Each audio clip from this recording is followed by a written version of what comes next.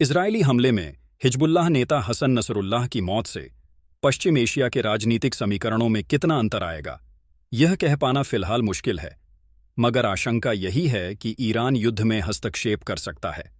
Hezbollah एक शिया गुट है और ईरान उसकी मदद करता रहा है।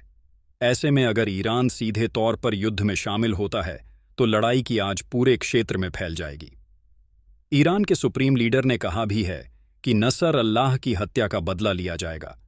इजराइल ने भी इस बार शक की कोई गुंजाइश नहीं छोड़ी है, जबकि ऐसी घटनाओं पर वह अमूमन चुप्पी साध लेता था।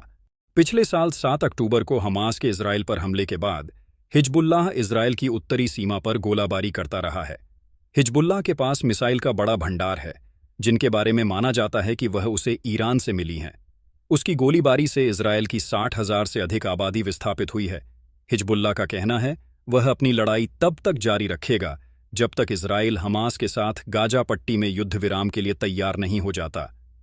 हिजबुल्लाह के इस रूप को लेबनान सरकार की सहमति नहीं है। लेबनान की विदेश मंत्री ने संयुक्त राष्ट्र की बैठक में कहा भी कि लेबनान अपनी सीमा पर अधिकार के लिए संयुक्त राष्ट्र के प्रस्ताव के अनुसार इजराइल से बातचीत करने को तैयार है। यह प्रस्ताव 2006 की इजराइल और हिजबुल्लाह की लड़ाई के बाद सुरक्षा परिषद ने पारित किया था, जिसके अनुसार कोई भी समूह या सशस्त्र बल इजराइल की लेबनान सीमा हुआ लिटानी नदी के बीच नहीं रह सकता।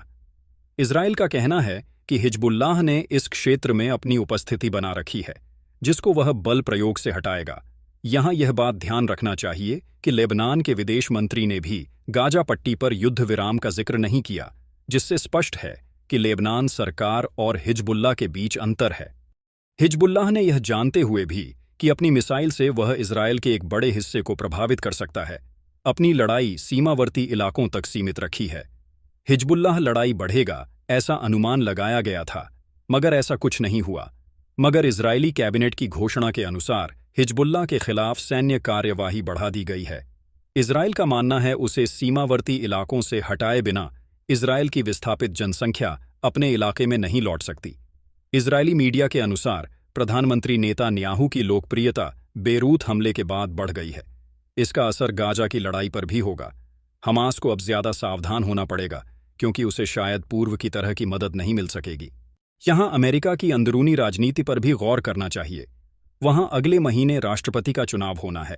अगर पश्चिम एशिया में कोई बड़ा युद्ध छिड़ा तो उसे इजराइल की मदद के लिए हस्तक्षेप करना होगा।